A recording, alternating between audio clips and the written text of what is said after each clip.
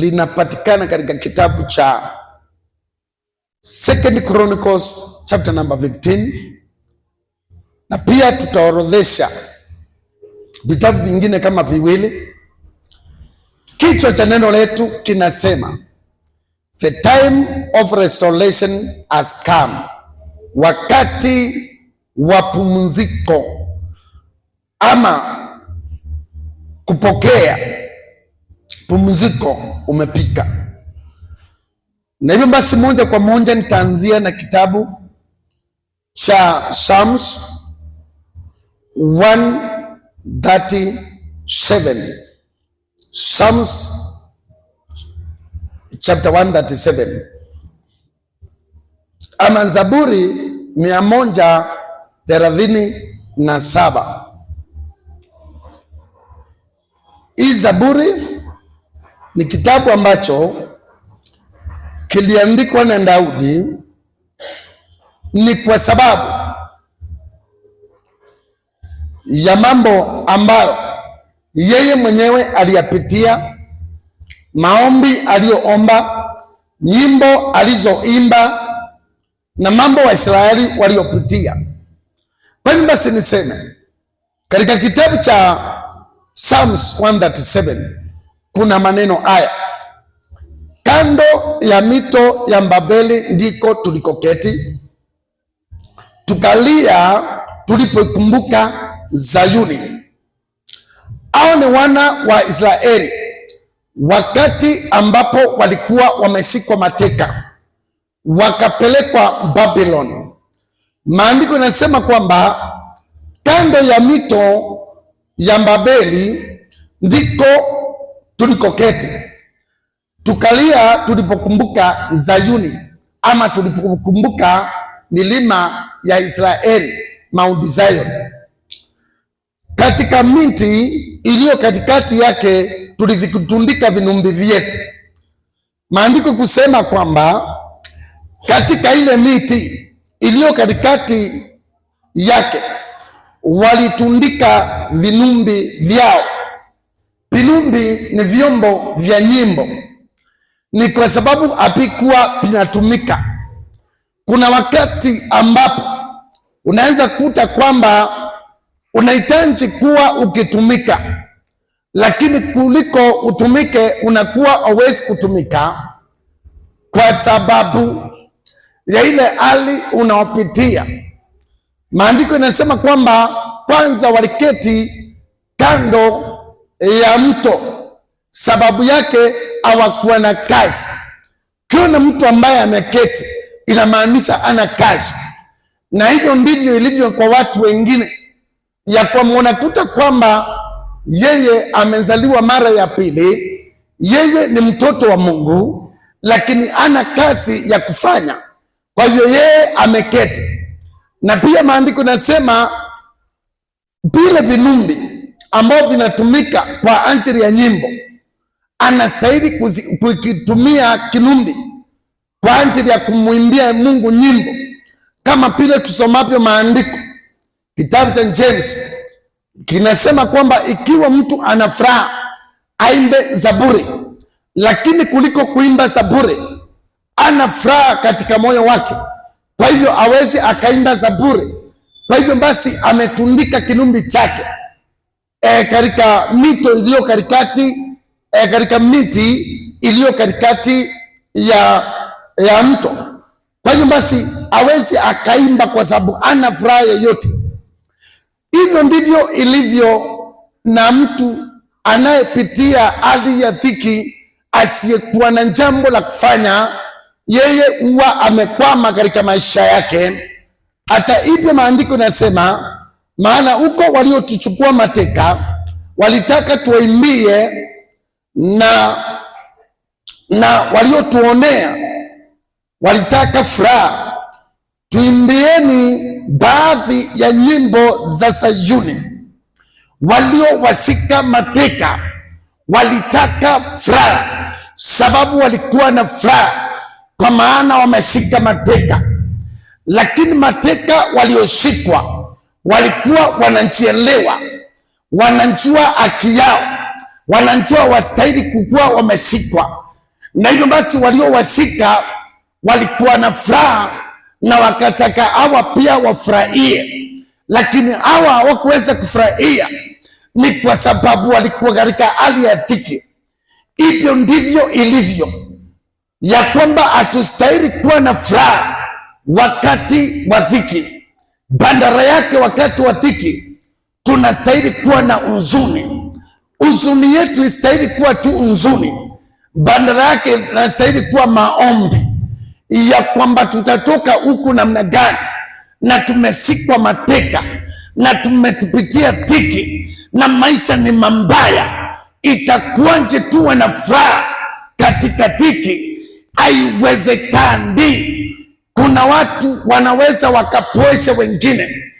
Ninamkumbuka Elkana na ninamkumbuka Ana, wakati Ana hakuwa na mtoto na wakati Elkana alikuwa anaendelea kutumikia Mungu. Na hivyo basi maandiko inasema kwamba akajaribu kumtuliza Ana, lakini Ana hakuweza kutulia. Akaambiwa, wewe ni zaidi ya watoto wangu 10. Lakini akasema hiyo haitoshi, mpaka nipate kile nastahili kuwa nacho. Hivyo nikwambie ya kwamba haistahili mtu akunja kupake mafuta akwambie it shall be well with you, ama akwambie it is well with you when it is not well. You can't agree with that. You have to persuade until you receive your joy by receiving the desires of your heart in the name of Jesus. Bwana Yesu asifiwe. Kwa hivyo haiwezi ikawa sawa mpaka iwe sawa. Kwa hivyo mtu ambaye anakuambia ati ufurahie, unastahili muulize, nitafurahi kweli na mimi sina kitu ya kunifurahisha? Kutakapopatikana kitu ya kukufurahisha utafurahia, lakini kwa sasa uko katika hali ya huzuni. Na hivyo kusema ya kwamba wakati ambapo mambo hayaendelei vizuri, nyumbani, kanisani, njiani na kazini na kila mahali, wakati mambo si sawa, mpaka tuliitie jina la Bwana majeshi ili mambo yote ipate kuwa sawa. Bwana Yesu asifiwe. Kwa hivyo hawangeweza kuwaimbia hawa watu. Wanatakaje furaha kwa watu walio na huzuni? Inawezekanaje tufurahi na tuko na huzuni? Inawezekanaje tufurahi na hatuna kitu? Inawezekanaje tufurahi na hatunjapika? Inawezekanaje tufurahi na mambo si sawa? Lazima tuwe na furaha wakati mambo yote ni sawa. Ikiwa sawa ni sawa, ikiwa si sawa si sawa, mpaka saa ile itakuwa sawa. Bwana Yesu asifiwe. Katika mstari wa 4, tuimbenje wimbo wa Bwana katika nchi ya ugeni. Itawezekanaje tuimbe wimbo wa Mungu wetu katika nchi ya utumwa? Kwanza huku si kwetu, yaani ni unakaa plot, unakaa kwa nyumba ya kukodi, alafu ukiwa unakaa ugenini ate sasa unaambiwa ufurahie. Haiwezekani ukafurahia mpaka siku ile utapata pesa zako, ununue ploti yako, unjenge nyumba yako ya kifahari na uhamie katika hiyo nyumba. Ukiingia ndani ya hiyo nyumba, ukae sasa kwako, huo unafungua ngeti ama unajifungulia ngeti. Ukitoka ukienda kazini na kule utaenda hatimaye turudi kwako tena nyumbani. Sasa unaweza ukafurahi. Haiwezekani ukafurahia katika nchi ya ugeni. Hawezi ukakumbali kutulizwa na mambo si sawa. Bwana Yesu asifiwe. Mstari wa 5, Yerusalemu, nikikusahau wewe, mkono wangu wa kuume na usahau. Ewe kwangu, nikikusahau hata mkono wangu usahau. Bwana Yesu asifiwe. Yaani kule ungestahili kuwa kwako sasa, unaambiwa usahau huko etufurahie unkendine, atufurahie huko umekondi nyumba, atufurahie huko unasaidiwa. Hawezi ukafurahia huko unasaidiwa mpaka saa hilo utatolewa huko wende kwako. Na ndio kusema Yerusalemu, nikikusahau hata mkono wangu usahau. Bwana Yesu asifiwe. Siwezi nikasahau Yerusalemu, siwezi nikasahau kwangu. Bwana Yesu asifiwe. Yani unaambia ule mtu, hii nyumba ni ya kukondi, siwezi kusahau kwangu. Nani anjui kwake? Bwana Yesu asifiwe. Ukienda kwako utanjua huko kwako, utafurahia kwako. Huku ni ungenine mpaka siku ile utama uende kwako. Bwana Yesu asifiwe. Kwa hivyo huwezi ukasahau Yerusalemu. Mwambie mwenzako, siwezi nikasahau Yerusalemu. Hivyo tunazungumza watu ambao kosa maono. Maandiko yanasema where there is no vision, people perish.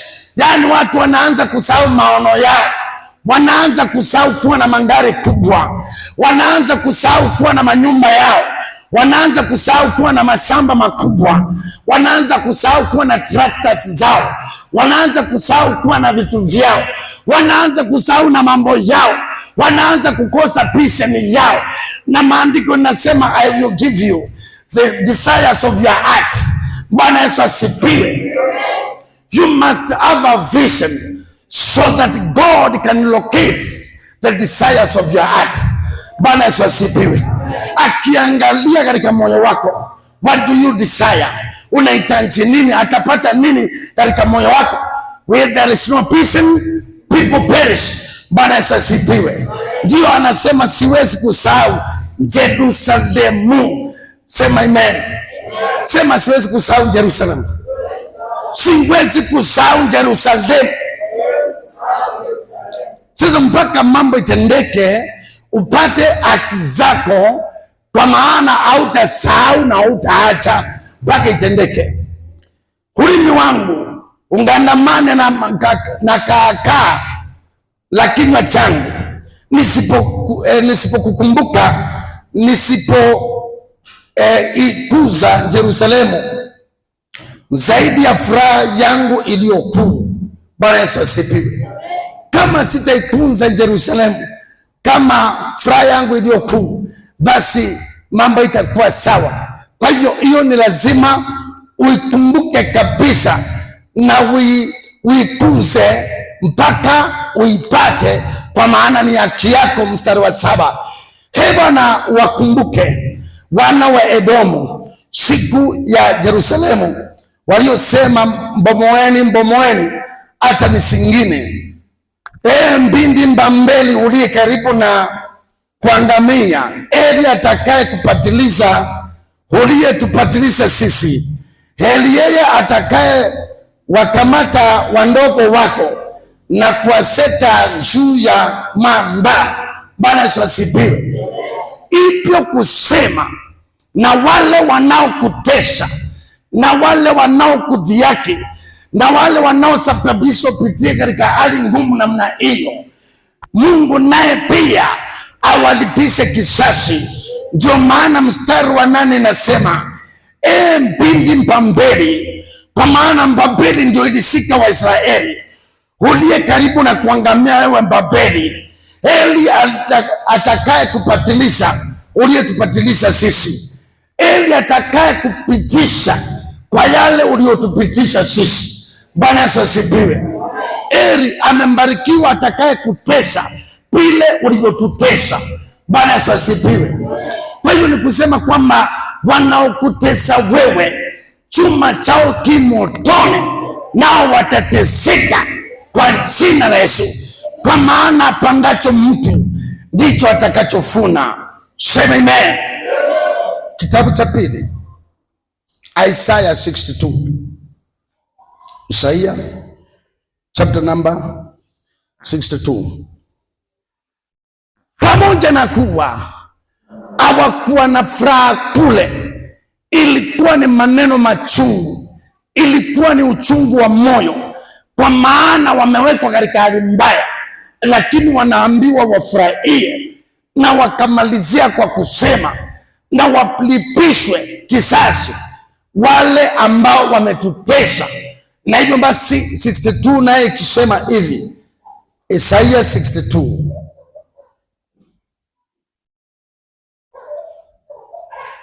naye tukieta maneno ya Mungu ama majibu ya Mungu kwa wana wa Israeli waliopitia dhiki.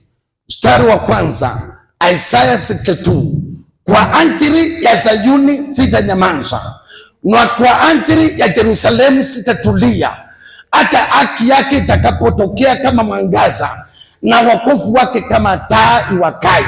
Bwana Yesu asifiwe. Kwa hivyo naye Mungu kusema, ndio mko mateka, ndio mnateseka kule Babiloni, lakini Mungu akajibu akasema, kwa ajili ya Sayuni sitanyamaza, na kwa ajili ya Yerusalemu sitatulia, hata haki yake itakapotokea kama taa iwakayo. Bwana Yesu asifiwe. Hivyo ninje kwako nikwambie, kwa ajili zako na yale yote unaopitia, Mungu hatanyamaza mpaka haki yako itakayopatikana. Nimesema Mungu atatupatia kulingana na mahitaji ya mioyo yetu. Ni lazima uwe na vision, ni lazima uwe na expectation, na yote Mungu atatimiza ili usikie haki yako imetimizwa. Na anasema hatanyamaza. Mungu ameapa na Mungu ameamua hatanyamaza mpaka utimiziwe haki yako, ili praha yako itoshe. Ninapenda kitabu cha John chapter number 15 ambaye nasema maneno haya. Ninaomba tuangalie John kidogo tu, chapter number 15, the book of John chapter 15, itakuwa vyema.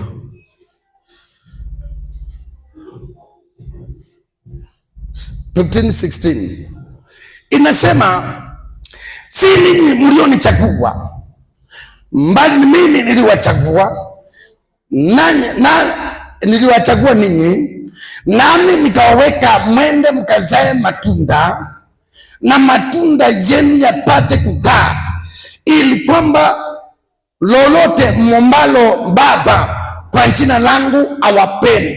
Bwana Yesu asifiwe. Hivyo maandiko kusema ya kwamba si wewe uliyemchagua Mungu, mbali ni yeye aliyekuchagua wewe, na akakutuma uenende ukazae matunda, na ili yale matunda yapate kumbaki, ili lolote utakalomwomba Baba kwa jina la Yesu Kristo akupatie. Ninje kwako nikwambie, auendi safari yako au ishi maisha yako, wewe ni chaguo la Mungu aliyekuchagua mwenyewe, na akakutuma uende ukazae matunda. Hata kama matunda hayajapikia kuonekana, lakini alikutuma ukazae matunda, yale matunda yapate kumbaki, ili chochote ambacho utaomba kwa jina la Yesu Kristo apate kukupatia. Kwa hivyo wewe ni project ya Mungu ambao anaiendelesha, na kazi nzuri Mungu alianzisha hata ikamilisha. Sema amen. Na hivyo basi niseme pia kitabu cha John chapter 16 verses 24, until now you have not asked anything in my name, ask and you shall receive, that your joy may be full. Bwana Yesu asifiwe. Yaani mpaka sasa amchaomba kitu chochote kwa jina langu, ombeni nanyi mtapata, ili furaha yenu itimie. Mpaka saa hii Mungu anadai watu kuomba. Ndio naweza kuwa ukipitia dhiki, hata ukipitia mateso, hata ukipitia aibu, lakini maandiko inasema until now you have not asked anything in the name of Jesus. Ask and you will receive it, that your joy may be full. Bwana Yesu asifiwe. Sasa basi, kwa nini until now? Ni kwa sababu you have not received that which you expected, that which you prayed for. You have not received. That's why the Bible says, until now you have not asked anything in my name. Ask and you will receive, that your joy may be full. Bwana Yesu asifiwe. Hivyo ni kupewa kibarua ama kupewa kazi, lakini nitaita kibarua kwa maana kibarua ni cha muda tu. Yaani unaomba uombe, uwe na kibarua cha maombi, ili ya kwamba Mungu apate kukunjibu na ili furaha yako ipatikane, ili uimbe. Wacha kuweka kinumbi chako katikati ya miti iliyokuwa kule Babeli. Bwana Yesu asifiwe. Kwa hiyo hiyo kinumbi kinastahili kuimba nyimbo, si kutundikwa. Bwana Yesu asifiwe. Na ili kiimbe nyimbo lazima kuwe na mtu ako na furaha, kwa maana aliye na furaha haimbe za bure. Bwana Yesu asifiwe. Kwa hiyo lazima kuwe na mtu anafurahia. Hatuwezi tukakaa hivi, ni lazima tuwe na furaha. Bwana Yesu asifiwe.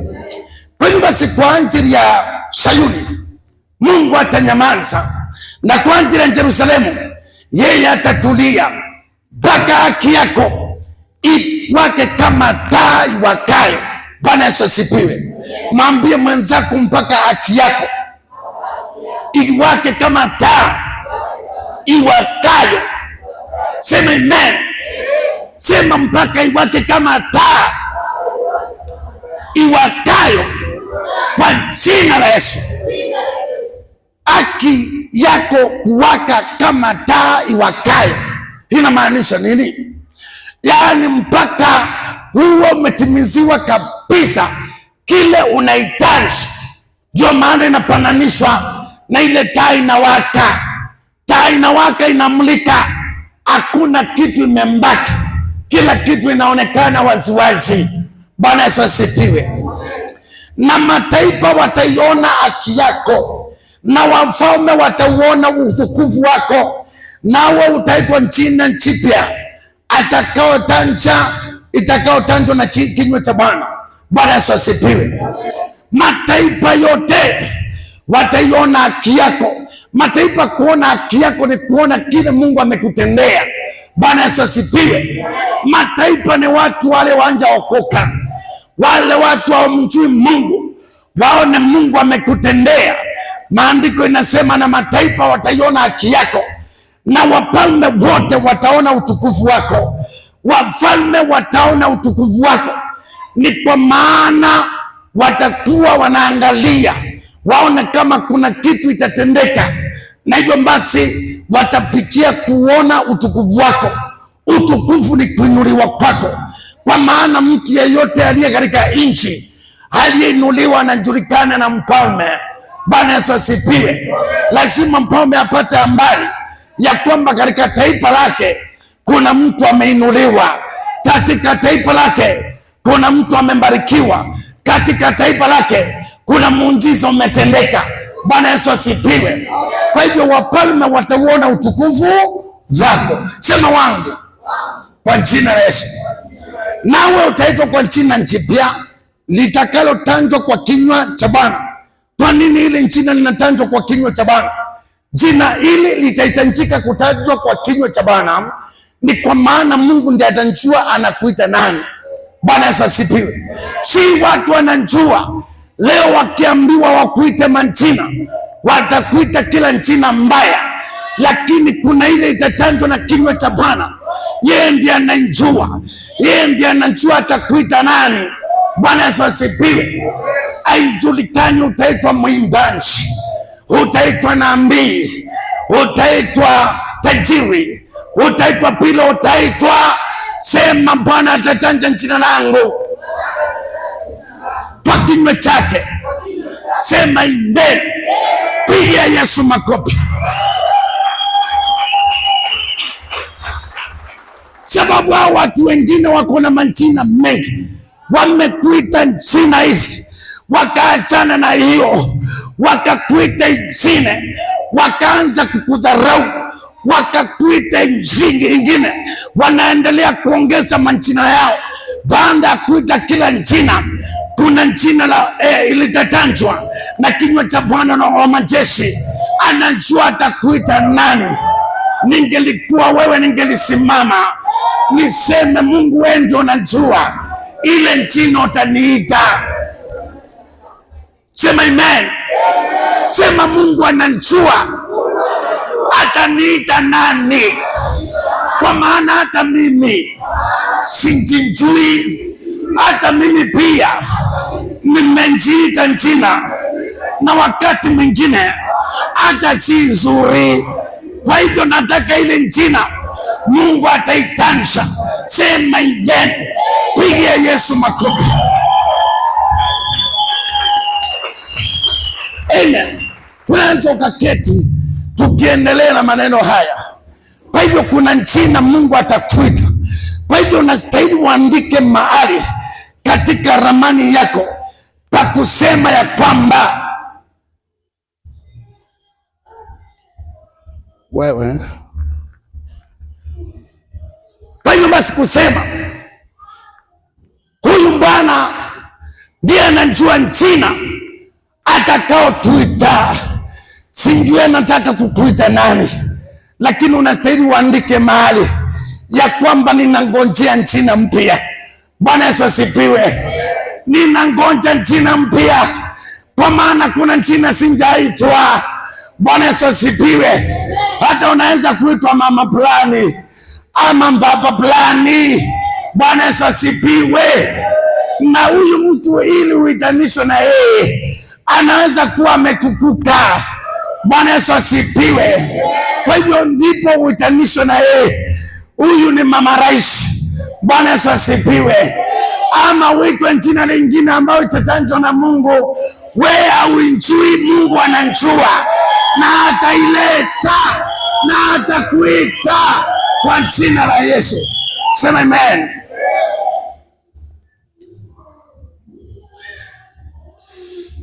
Maandiko yakiendelea kusema mstari wa 3, nawe utakuwa na taji ya uzuri katika mkono wa Bwana na kilemba cha kifalme mkononi mwa Mungu wako. Yani sasa wewe unaweza kuwa umejiweka katika mikono ya watu na wakakuona kana kwamba hauna maana, lakini maandiko yanasema kwamba nawe utakuwa taji ya uzuri mikononi mwa Mungu. Yani katika mkono wa Mungu wewe ni chombo cha dhamana. Sema mimi ni chombo cha dhamana. Mimi ni chombo cha dhamana mikononi mwa Mungu. Kwa hiyo basi maandiko yanasema nawe utakuwa taji ya uzuri katika mkono wa Bwana na kilemba cha kifalme mkononi mwa Mungu wako. Bwana Yesu asifiwe. Na utakuwa kilemba cha kifalme mkononi mwa Mungu. Yani yeye anao kuangalia wewe ni chombo cha dhamana, na wewe pia maandiko yanasema kwamba wewe pia ni kilemba cha kifalme mkononi mwa Mungu. Yani kilemba cha kifalme ni kwamba wewe mikononi mwa Mungu ni mtu mkuu, ijapokuwa wanaweza kukuchukulia kama mtu wa kawaida, lakini wewe ni wa dhamana kuu. Bwana Yesu asifiwe. Mstari wa 4, hutaitwa tena aliyeachwa. Sema sitaitwa aliyeachwa. Sitaitwa aliyeachwa. Sitaitwa aliyeachwa. Wala nchi yako haitaitwa tena ukiwa, bali utaitwa Epsimba, na nchi yako itaitwa Mbeula, kwa kuwa Bwana atakufurahia, anakufurahia, na nchi yako itaolewa. Bwana Yesu asifiwe. Maana kama vile kijana amuapyo mwanamwali, ndivyo wana wako watakavyokuoa wewe. na kama vile bwana harusi amfurahivyo bibi harusi, ndivyo Mungu wako atakavyokufurahia wewe. Bwana Yesu asifiwe. Sasa ukiangalia mambo yote na ukisikiliza mambo yote yanaonyesha udhamana ulio nao, ili yali umejetiria ukawa wakati mwingine katika mikono isiyopaa inaokudharau na kukuganyanga, ili yali tunatoka huko leo tunaingia katika sehemu ambao tunakumbarika na kuheshimiwa, kwa maana maandiko inasema sisi ni kilemba cha uzuri mikononi mwa Bwana. Hatutaitwa tena aliyeachwa, hatutaitwa tena ukiwa, bali tutaitwa Epsimba, na nchi yetu itaitwa Beula, na Bwana atatufurahia, anafurahia nchi yako, na nchi yako itaolewa. Bwana Yesu asifiwe. Maana kama vile kijana anapomwoa mwanamwali, ndivyo wana wako watakapokuoa wewe, na kama vile bwana harusi amfurahivyo bibi harusi, ndivyo Mungu wako atakavyokufurahia wewe. Bwana Yesu asifiwe. Vile bwana harusi anafurahia bibi harusi wake, ndivyo Mungu anatufurahia. Bwana Yesu asifiwe. Unastahili ufikirie kuhusu ukiwa bwana harusi ama ukiwa bibi harusi, alafu fikirie vile ambavyo naweza kuwa unapendwa na mwenye kutaka kukuoa, kwa maana aoaye anapenda. Bwana Yesu asifiwe. Na anapenda na upendo mkuu na uchukulia kwa dhamana. Ndio maana huwa anahakikisha ya kwamba anamuoa kwa heshima na hadharani machoni pa watu. Bwana Yesu asifiwe. Kwa hiyo Mungu naye atahakikisha kukutukuza machoni pa watu, kwa maana yake amekupenda na aoni haya kukuonyesha mbele za watu. Bwana Yesu asifiwe. Kwa hiyo bibi harusi huwa apitwi, anawekwa wazi, sababu yake amefurahiwa. Hivyo ndivyo sisi na Mungu, na ndio maana Mungu akasema eti mkiwa na haya na msiponitanja kwa watu, na hata mimi sitawatanja kwa Mungu aliye mbinguni. Bwana Yesu asifiwe. Hivyo ndivyo Yesu alisema, ukimwonea haya atakuonea haya. Sitaki kujitanisha na hiyo kanisa, wala sitaki kujitanisha na wokovu. Hivyo ni kusema kwamba hata yeye pia atakataa kutanishwa na wewe, sababu umemkataa au mpendi, mpaka huo unampenda ili akutanje mbele za baba yake. Sema amen. Nimeweka walinzi juu ya kuta zako, he Yerusalemu, hawatanyamaza mchana wala usiku. Ninyi wenye kumkumbusha Bwana, msiwe kimya. Bwana Yesu asifiwe. Kwa hivyo kusema kwamba Mungu ameweka walinzi. Walinzi ni wale malaika watakatifu, wamewekwa ili wasinyamaze, wahakikishe kukulinda kila wakati. Na hivyo basi maandiko yanasema hawatanyamaza. Nawe mwenye kumkumbusha Mungu, usimfanye kuwa kimya wala usinyamaze, mpaka uhakikisha kwamba it is done. Bwana Yesu asifiwe. Kwa hiyo wewe uliyekunja mahali hapa, nirudi tena kwako nikwambie, kama wewe si mtu wa kuomba Mungu na kutafuta uso wa Mungu kwa bidii, basi unaweza kosa kupata. Anjaza moyo wako, ni kwa maana maandiko inasema, enyi wenye kumkumbusha Bwana, msimfanye awe kimya mpaka atende kila anastahili kukutendea.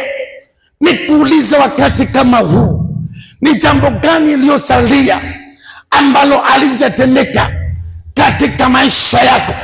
Ndio maana umekunja hapa siku ya leo, pamoja na kuwa umekunja kumwabudu Mungu, pamoja na kuwa uko na huzuni, pamoja na kuwa umepitia sana, unastahili ukamkumbushe Mungu, ukaliitie jina lake, mpaka yeye apikie na kukuitika na kukutimizia ancha ya moyo wako. Ndio maana kusema kwamba henyi wenye kumkumbusha Bwana, msinyamaze na msimpanye awe kimya mpaka atende, kwa maana ni lazima atende ili furaha yake, ili furaha yako itoshe. Kitabu cha John chapter 16 verses 24.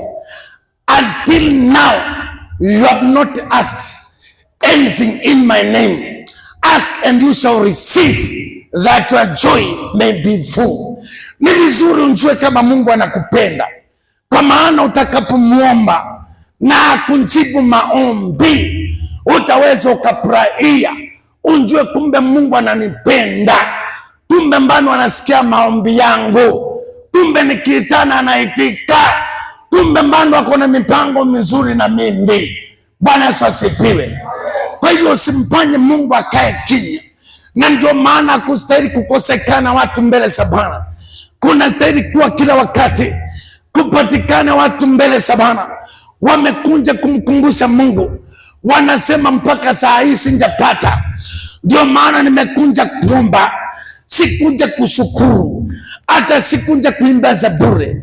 Mimi nimekunja kilio, ninaita jina la Bwana wa majeshi mpaka anitendee. Unaomba mpaka itendeke kwa jina la Yesu Kristo. Mungu wetu si kiziwi, yeye anasikia, na Mungu wetu akisikia huwa anatenda. Na maandiko inasema nao maombi ya mwenye haki yapaa sana akiomba kwa bidii. Elijah alikuwa mtu mwenye tabia moja na sisi, akaomba kwa bidii eti mvua isinyeshe, na hakika haikunyesha. Akaomba tena kwa bidii na hata mvua ikanyesha. Bwana Yesu asifiwe. Ninje kwako nikwambie, unastahili kuomba until it is done, until it is done, until it is done, in the name of Jesus Christ. Bwana Yesu asifiwe. Omba mpaka itendeke, furaha yako itoshe. Tukiendelea, wala msimuache akae kimya mpaka atakapofanya imara Yerusalemu na kufanya kuwa sifa duniani. Bwana Yesu asifiwe. Maandiko yanasema msimuache akae kimya mpaka atakapofanya imara Yerusalemu na kufanya kuwa sifa duniani. Bwana Yesu asifiwe. Mimi nimekuja pia kuambia Mungu anajibu maombi. Bwana Yesu asifiwe. Usikaambiwe anjibu, Mungu anajibu maombi. Na sababu anajibu maombi, watu wa kuomba ndio wamefungua. Kunahitajika waombaji wawe wanapatikana, waliitie jina la Bwana majeshi.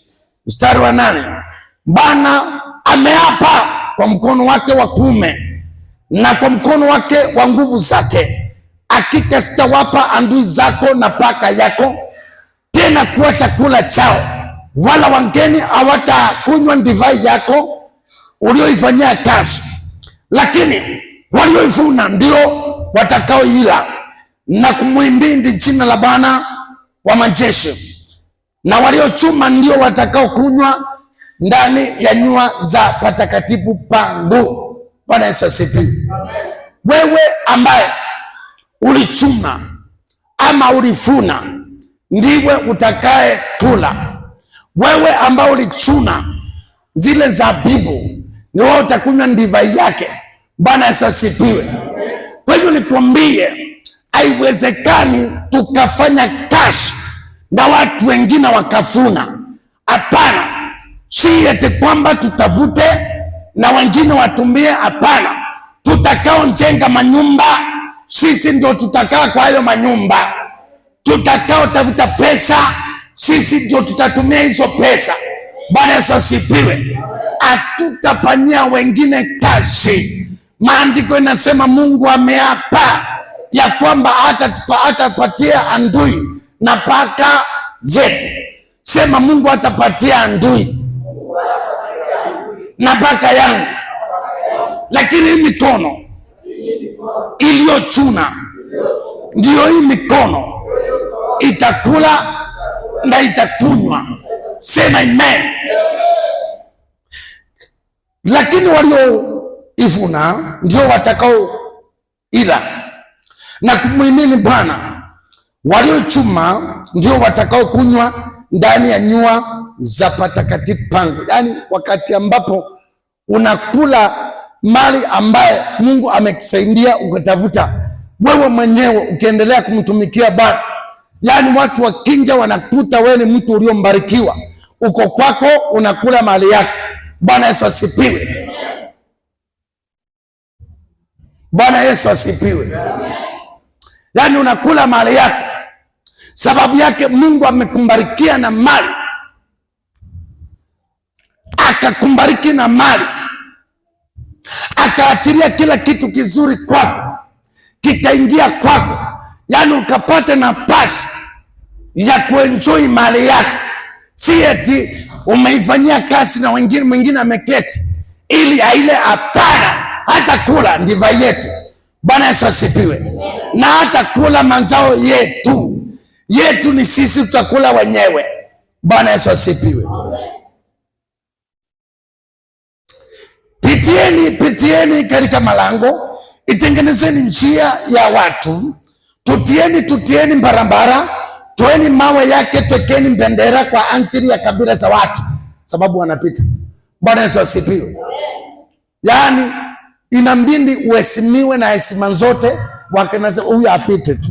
Bwana Yesu asifiwe. Sababu yake huyu ni mtu wa Mungu aliye na mafuta ya Mungu, amembarikiwa. Mtu amembarikiwa si wa kuzuiliwa. Ndio maana leo lazima tuhakikishe hakuna barriers katika maisha yetu, hakuna vizuizi, hakuna kitu inatuwekea limitation of life. Lakini tukianza vitu tunasonga nazo mpaka mwisho. Bwana Yesu asifiwe. Tazama, Bwana ametangaza habari mpaka mwisho wa dunia.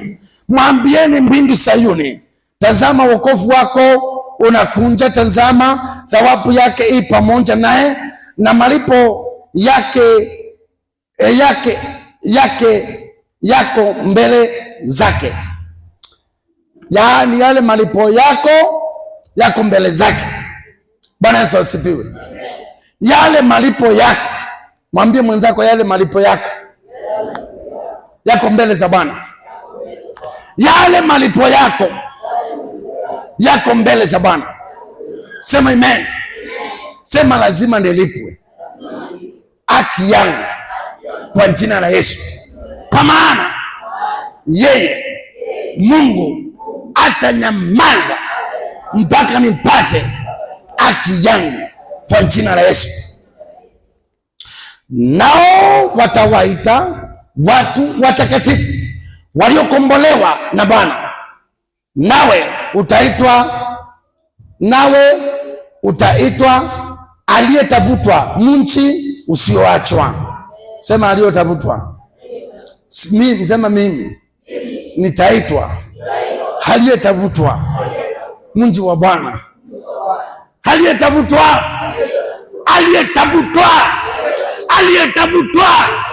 mji wa Bwana. Sema amen. Sema mimi ni aliyetafutwa mji wa Bwana.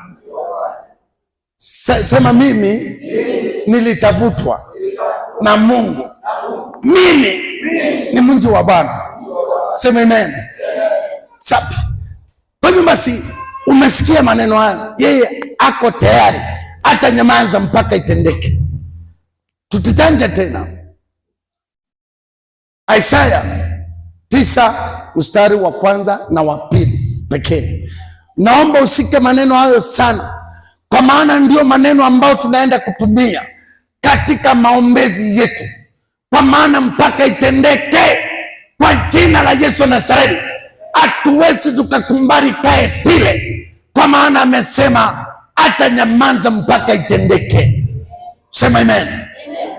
Kitabu cha Isaya mlango wa 9 na mstari wake ni ule wa kwanza na wa pili pekee. Lakini yeye aliyekuwa katika dhiki atakosa changamko. Hapo kwanza aliingiza nchi ya Zebuluni na nchi ya Naftali katika hali ya kudharauliwa, lakini zamani za mwisho ameufanya kuwa tukufu, karibu na njia ya bahari, ng'ambo ya Jordani, Galilaya ya mataifa. Bwana Yesu asifiwe.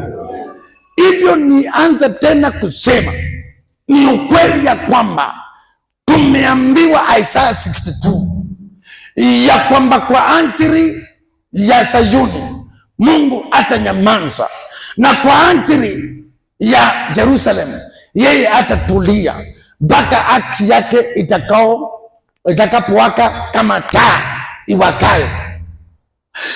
Na maandiko pia kusema katika kitabu cha Isaiah chapter 9 verses 1 and 2, yeye aliyekuwa katika dhiki atakosa changamko. Kwa hiyo lazima Mungu akutoe katika dhiki, akulete katika kuchangamka. Pamoja na kuwa amesema hata nyamaza, anakutafutia kuchangamka, kwa maana aliyekuwa katika dhiki atakosa changamko. Na hivyo kusema ya kwamba ni ukweli ya kwamba kwanza aliingiza nchi ya Zabuloni na nchi ya Naftali katika hali ya kuonewa, lakini mwisho wake ameifanya utukufu. Bwana Yesu asifiwe. Na maandiko inasema, maneno hao nitarudia nikiomba uyashike sana, lazima yatendeke katika maisha yako, ya kwamba hata kama ulikuwa katika dhiki, hata kama uko katika dhiki, hata kama wasumbuka, hata kama wahangaika, maandiko inasema utakosa changamko. Sema sitakosa changamko, sitakosa kuchangamka, sitakosa kufurahia, sikuitwa wa kuhuzunika.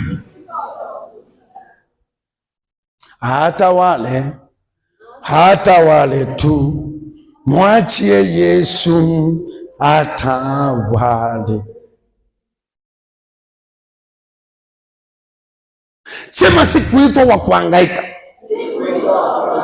sikosi changamko. Sema sikosi changamko. Sema sikosi furaha. Sema kuna siku imeandaliwa kwa ajili yangu nifurahie. That day is coming, is coming, is coming. My day to rejoice is coming, is coming, is coming, is on the way, in the name of Jesus. Kwa nini? Sababu maandiko yanasema yeye aliyekaa katika dhiki atakosa changamko. Tunauliza, waweza kuwa katika dhiki, unasubiri kuchangamka. The time is coming for you to rejoice. The time is coming for you to rejoice. You must rejoice, for your day is coming to rejoice in the name of Jesus. Sitasahau Philippians chapter 4 verses 4, which says, rejoice in the Lord, and again I say rejoice. Say amen. Aliyekaa atafanya nini? Sema mimi ni candidate wa kuchangamka. Sema nitachangamka, nitachangamka. Tikisa mtu, mwambie utachangamka kwa jina la Yesu. Sema amen. Hiyo imeingia. Sema amen. Unajua na kuanga rohoni, Nimeambiwa imeingia kwa jina la Yesu. The day to rejoice is coming. Angelisi, umeambiwa nini?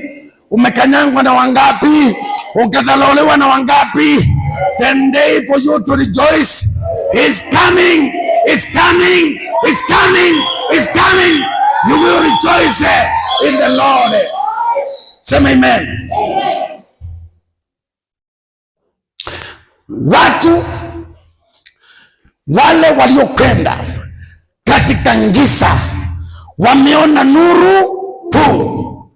Wale waliokaa katika nchi ya uvuli wa mauti, nuru imewaangaza. Sema amen. Sema imetendeka kwa jina la Yesu. Kitabu cha mwisho, Second Chronicles, which I mentioned last Sunday. Second Chronicles, chapter number 15. Nitasema mambo. Kumbuka kichwa cha neno letu siku ya leo. The time of restoration has come. Wakati wa kutosereshwa umepika. Wakati wa kufumzika umepika. Yeye aliyekaa katika dhiki atakosa changamko. Ni kweli.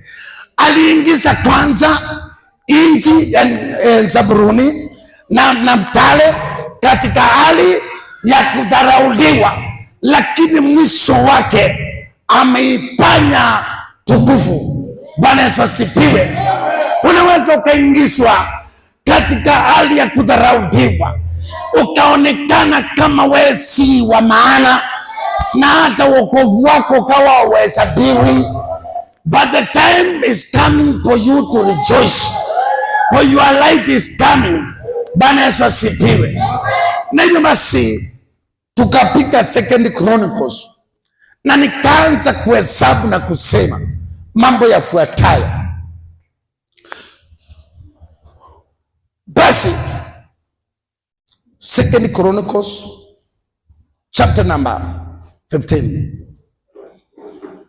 Ninapenda maandiko matakatifu kwa maana vile yasemavyo ndivyo ilivyo. Na Biblia inasema hata chembe ya neno la Mungu alitapita bali itatimia. Mambo pia ninapenda maandiko yaliyo katika kitabu cha Isaya 55:11. Kama vile mvua hushuka kutoka mbinguni na kunyeshea ardhi na kusababisha mazao kumea, kadhalika neno la Mungu likitoka kwa kinywa chake haiwezi kumrudia bure, badala yake itatimiza makusudi yake. Bwana Yesu asifiwe. Kwa hivyo, kwa maana amenena mambo hayo, he intends to bless you, he intends to bless me, he intends to restore me and to restore you in the name of Jesus. Sema amen.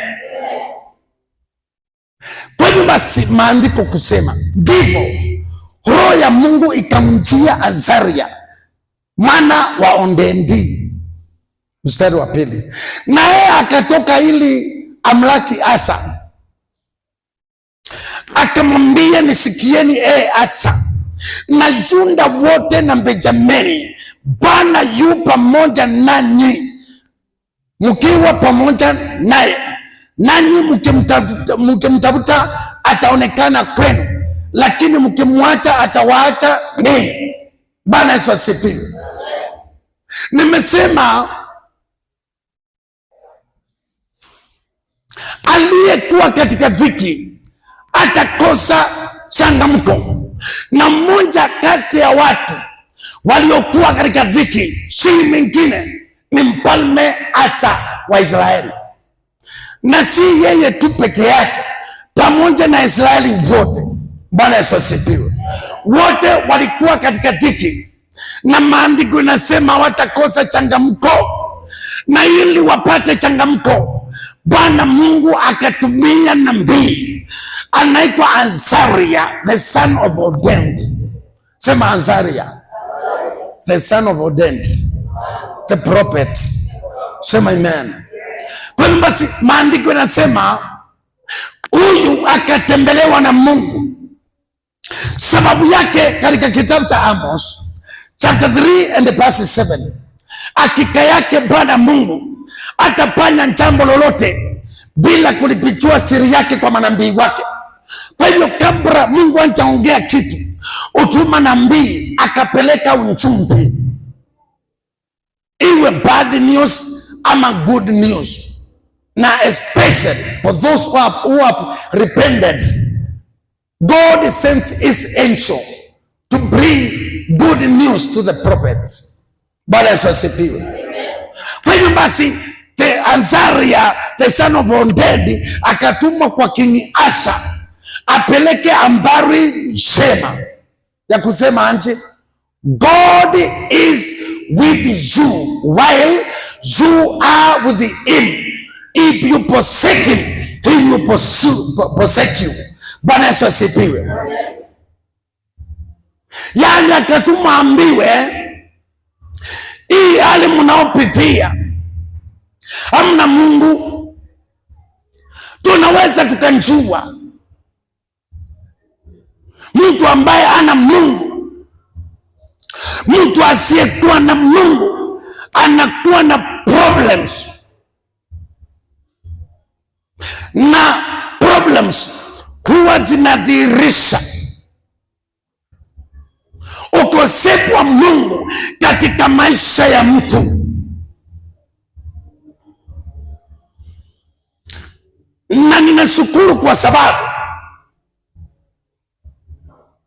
si Asa aliyesababisha Israeli wakose Mungu, lakini tulikuwa na kahistoria nitakao katanja.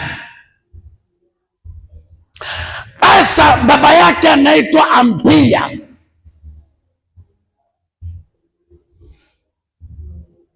Sasa huyu Ambia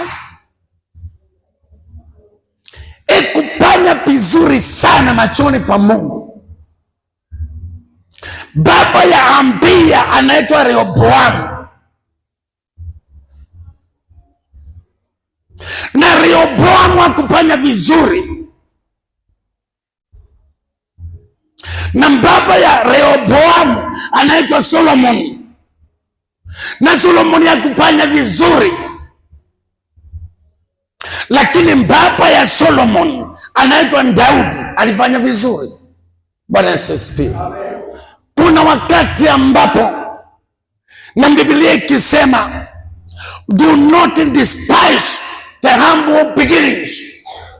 Wakati mwingine unaweza ukaanza kasafari enyewe kakakuwa costly kwa maisha yako, na kakaweka a certain foundation ambao inaweza kutanjwa baadaye. Bwana Yesu asifiwe. Kwa hiyo matendo mazuri ya Daudi yalisababisha neema kwa Solomon akiwa na mabibi 700 na masuria, because of the good deeds of the father. Neema ikakuwa kwa Rehoboam, kwa Solomon. Neema ikaongezeka kwa Rehoboam, na neema ikawa kwa Ambia. Lakini ilipopita kwa Asa, sinda ikaingia. Bwana Yesu asifiwe. Na hiyo wakati ambapo sinda imeingia, yule ametokewa na sinda asipoita Mungu vizuri, asipoita Mungu vizuri, inaweza ikaangusha generation ya watu. Bwana Yesu asifiwe. Lakini kukakuwa na true repentance na mtu ambaye ameamua, nitamtafuta Bwana Mungu na roho yangu yote na nguvu zangu zote na kunjiachilia mbele zake, anaweza akafanya restoration katika generation ikarudi kwa barabara. Bwana Yesu asifiwe. Kwa hiyo ndipo kukapikwa kwa Asa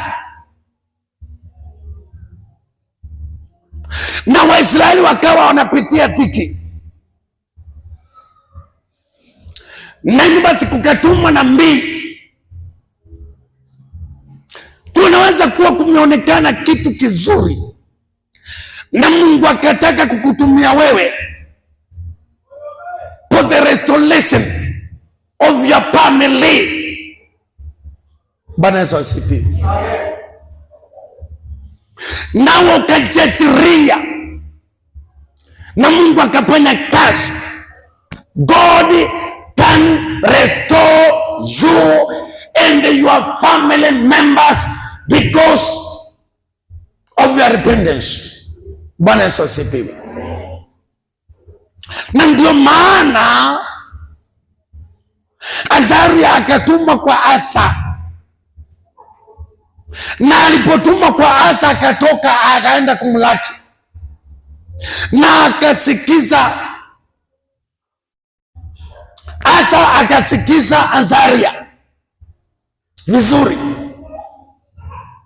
na akajua pile anasema eti Mungu yuko pamoja nawe. Ikiwa wewe uko pamoja naye, ukimwacha atakuacha, ukimrudia atakurudia, ukimtafuta ataonekana kwako. Mstari wa 3. Basi tangu siku nyingi Israeli wamekuwa hawana Mungu wa kweli, wala hawana kuhani afundishaye, wala hawana Torati. Lakini walipomgeukia Bwana Mungu wa Israeli katika msiba wao na kumtafuta, akaonekana kwao. Bwana Yesu asifiwe. Kwa hivyo basi maandiko nasema Israeli wamekuwa hawana Torati na hawana kuhani afundishaye, lakini wakati walipomgeukia Bwana katika msiba wao, katika shinda zao, Bwana Mungu akaonekana kwao. Mungu anaweza akaonekana kwa maisha yako wakati unapitia dhiki, akaonekana kwao. Mstari wa 5. Hata na zamani zile hakukuwa na amani kwake atokae, wala kwake aingiae, ila fadhaa kubwa juu ya wote wakao katika nchi. Mstari wa 6. Wakapunjika punjika, taifa juu ya taifa na mji juu ya mji, kwani Mungu aliwapataisha kwa shinda zote. Bwana Yesu asifiwe. Kwa hiyo walikuwa katika hali kweli ya dhiki na katika shinda, wakapunjika punjika, kwa maana walikumbwa na kila aina ya fadhaa na shinda, kwa sababu Mungu aliachilia shinda kwao. Mstari wa 7. Nanyi jipeni nguvu, wala mikono yenu isiregee, kwa maana kazi yenu itakuwa na ishara. Pamoja na kuwa repentance ni zito, hata hivyo nabii akukosa na kuambia ya kwamba jipeni nguvu, wala mikono yenu isiregee, kwa maana kazi yenu itakuwa na ishara, ama itakuwa na malipo. Na hapo ndipo ninakunja kwa mtu ambaye ameanza kumrudia Bwana, ameanza kutafuta uso wa Mungu, anataka restoration katika maisha yake, anataka mambo ya maisha yake yabadilike. Mkono wako usiregee, ujipe nguvu. Ninapenda Daudi, wakati alipata Sikilanga imechomwa, aliitisha na ipera, akajipunika, akaliitia jina la Bwana wa majeshi. Na ipera ni kitu kilikuwa kinapaliwa hapa kwa kifua kwa ajili ya maombi. Akamwomba Mungu, akamuuliza nifuate. Lakini kuna neno huwa inafurahisha sana. And David encouraged himself in the Lord is God. Akajitia nguvu katika Bwana Mungu wake, na akaomba ili afuate, na Mungu akamwambia fuata. Bwana Yesu asifiwe. Na hapo unaambiwa, nanyi jipeni nguvu, wala mikono yenu isiregee, kwa maana kasi yenu itakuwa na njara. Bwana Yesu asifiwe. Sema, kasi yangu ina malipo. Usimame basi kidogo.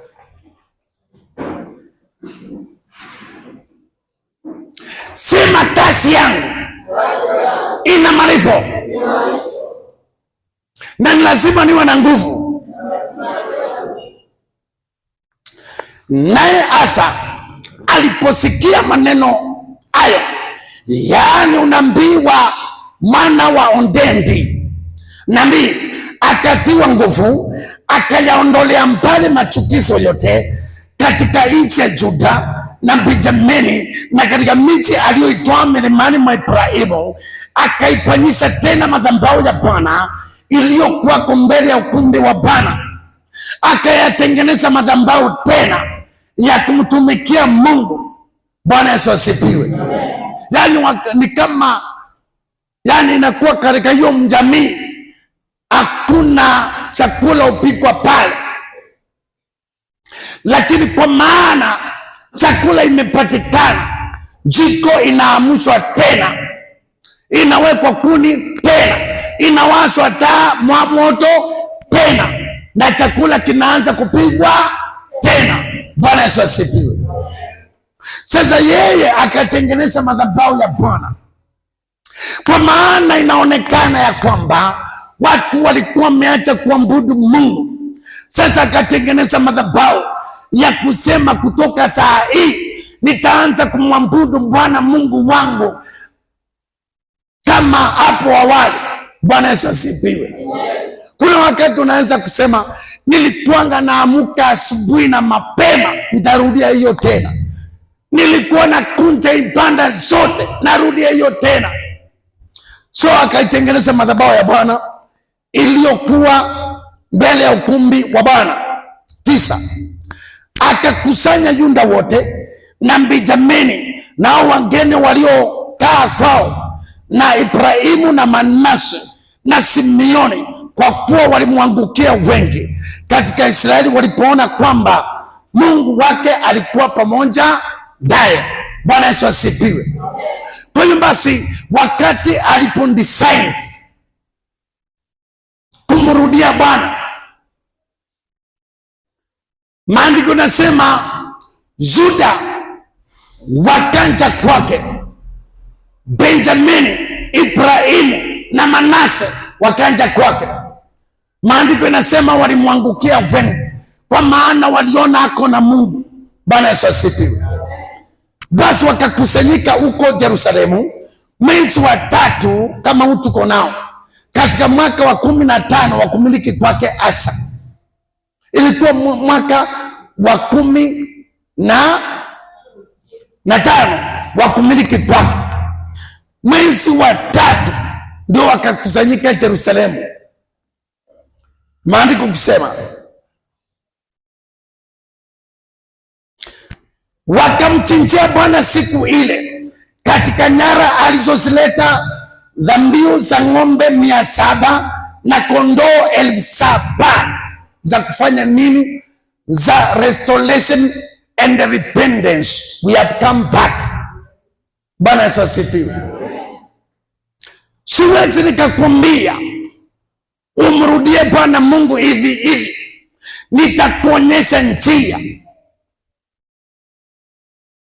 Kitabu cha Malachi chapter 3 verse 7, tokea siku za baba zenu mmeacha maagizo yangu, wala hamkuyashika.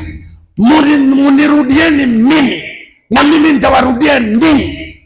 Nanyi mnasema tutarudi namna gani? Na anauliza Je, mwanadamu atamwimbia Mungu? Nanyi mnaniimbia. Na hapo ndipo nasema, na mtaipa hili lote, leteni zaka na dhabihu katika nyumba yangu, mkanijaribu katika njia hiyo, muone kama sitawafungulieni madirisha ya mbinguni hata mkose mahali pa kuweka. There is a way of returning to God.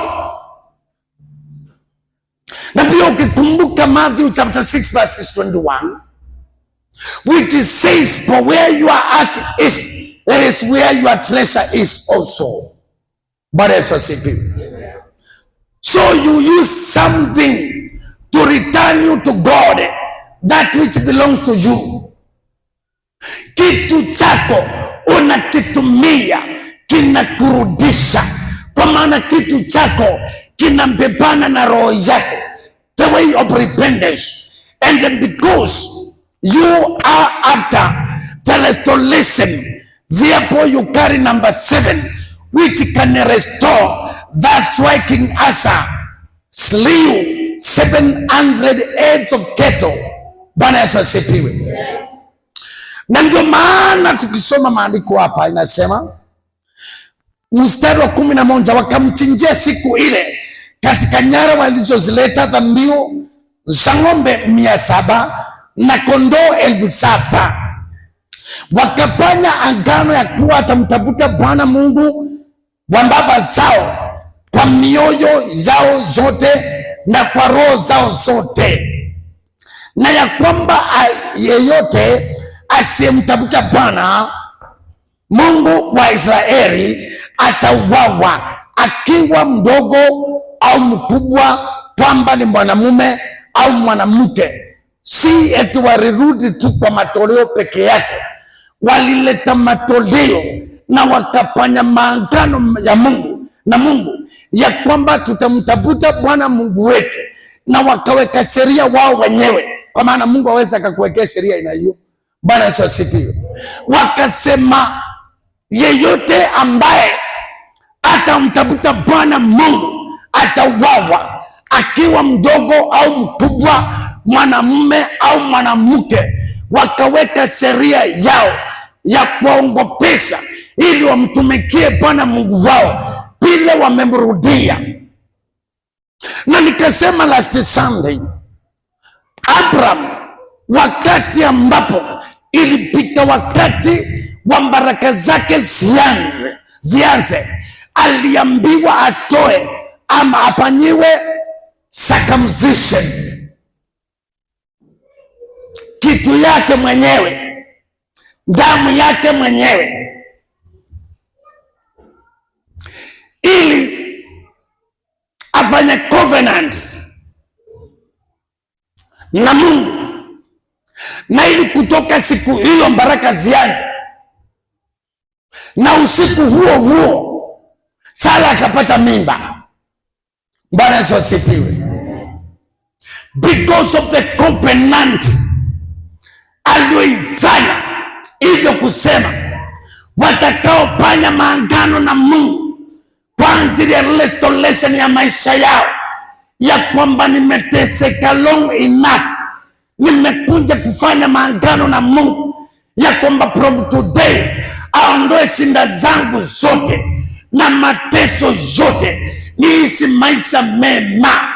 Nimekuja kufanya maagano ya kumtumikia Mungu, ijapo nimeleta hii dhabihu ya namba 7, nimeileta ikiwa ya kwamba inaniakilisha mimi mbele za Bwana, nianze kutumikia Mungu kutoka leo hata na milele. Kwa hiyo basi, unafanya maagano, unaanza kutumikia Mungu, unaanza kumwishia Mungu, na usiaibike tena, na usishuke tena, na usiteseke tena, na usiharibikiwe na mambo tena.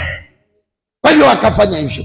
13, na ya kwamba yeyote asiyemtafuta Bwana Mungu wa Israeli atauawa, akiwa mdogo au mkubwa, kwamba ni mwanamume au mwanamke.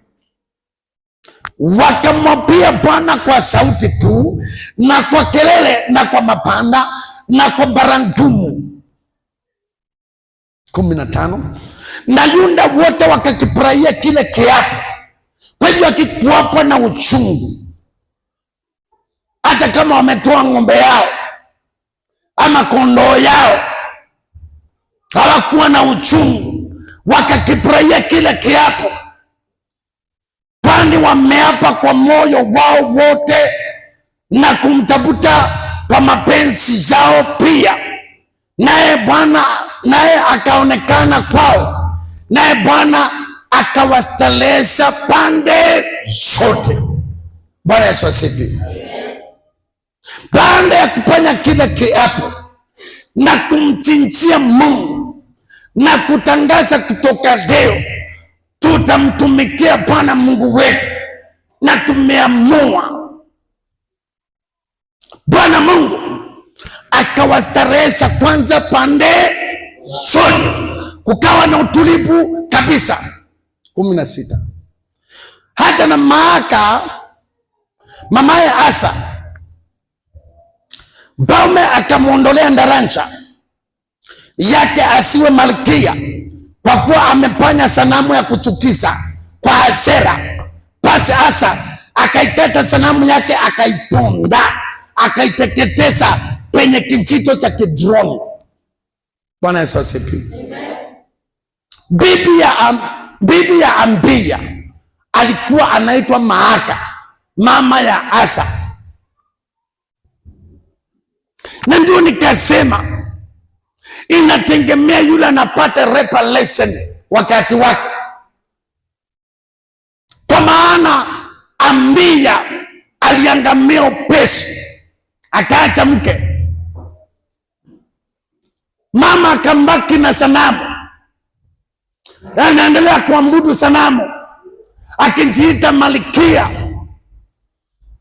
lakini kwa sababu mwenye yake ananga mama, akasema, mama, ninakuheshimu na kupenda na umeitwa malkia kwa taifa hili, lakini ile sanamu yako haina bahati, kwa maana nimetubu na nimeacha dhambi na nataka kufanya nyumba yetu yote.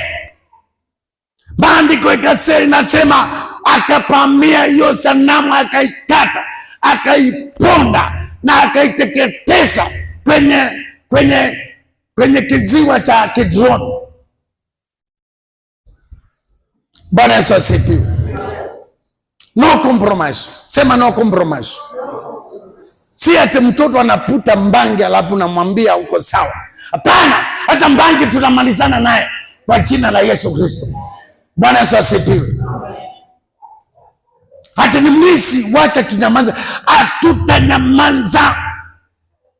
We must go in the name of Jesus. Bwana Yesu asifiwe. Kitu yoyote inatendeka lazima ishe kwa jina la Yesu. Kwa hivyo Maaka hakuwa na bahati, mwanaye amewaka fire. Akasema ile sanamu hapa huwa mnaambudu, hiyo naimalizia hesabu yake. Na ikamaliziwa na ikachoma. Stori za hiyo sanamu ikaisha. True repentance. Bwana Yesu asifiwe.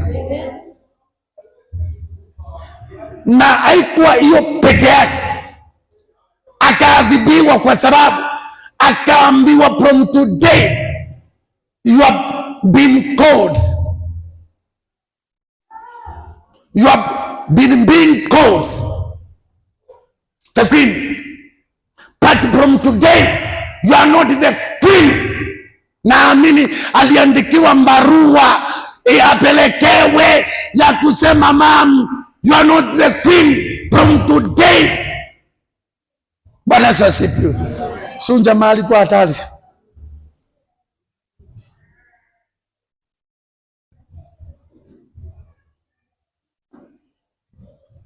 Kumi na saba.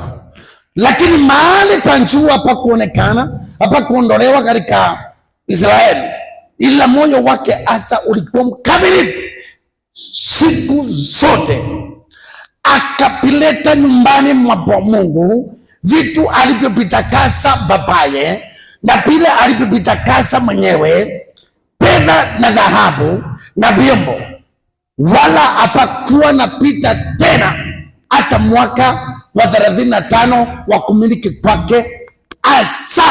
Bwana Yesu asifiwe. God can restore a nation. God can restore the family, and God can restore a person. Bwana Yesu asifiwe.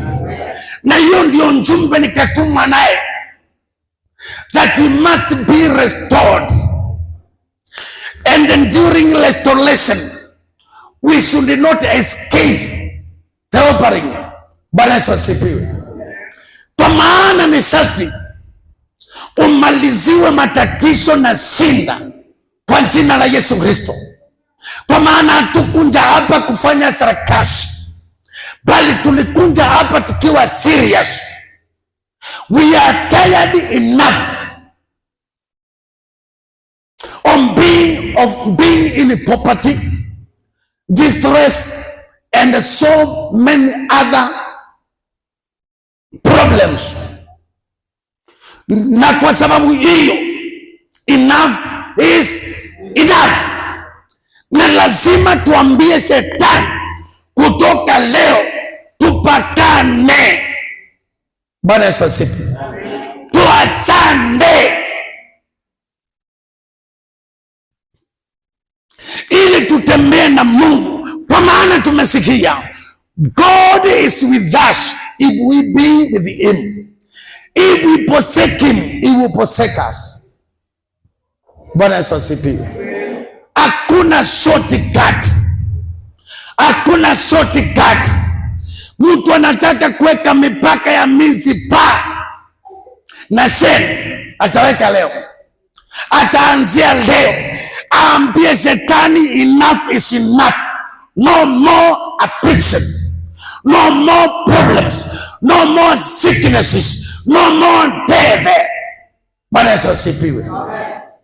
Lazima tupakane, lazima tukatae mambo ya shetani, lazima tukatae shinda za shetani, lazima tukatae dhiki za shetani, lazima tukatae aibu za shetani, lazima tukatae kusumbuliwa na shetani, kwa maana hatutakumbali kuendelea kuteseka. Asa alichoka, na ninajua katika ndani ya roho ya Asa alikuwa anauliza, nitaambiwa tutafanya nini? Azari akaingia akamwambia, mkamrudie Bwana na yeye atawarudia. Na wewe uko pale nyumbani ama njiani ama popote pale huko unatupata, umesikia ujumbe huo na ya jinsi ambavyo wana wa Israeli walipitishwa katika dhiki kule Babiloni. Waliambiwa waimbe wimbo na wakauliza, tutaimba wimbo wa Mungu wetu anje katika nchi ya utumwa, na tunahangaika na tuna uchungu, tutateseka mpaka lini? Na wakaambiwa wamrudie Mungu. Kumrudia Mungu ni kuokoka, kupokea Yesu awe Bwana na Mwokozi wa maisha yako. Hakika utaaibika. Ukirudia maombi haya utampokea Yesu na maisha yako yatakuwa safi. Sema, Bwana Yesu, naja kwako, ninakiri ya kwamba mimi ni mwenye dhambi. Ninajua ya kwamba Yesu Kristo mwana wa Mungu ulikufa msalabani kwa sababu ya dhambi zangu, ukafufuka siku ya tatu, ukapaa juu mbinguni. Kutoka sasa nimeokoka. Yesu ni Bwana. Kwa maana umeomba maombi hayo tayari, umeokoka. Yesu ni Bwana, ukamtumikie kutoka leo. Wache dhambi na mambo mengine, na Mungu atakurestore na atakubariki. Amen. One desire, Lord Almighty, on my own I cannot stand your holy presence, Lord. Be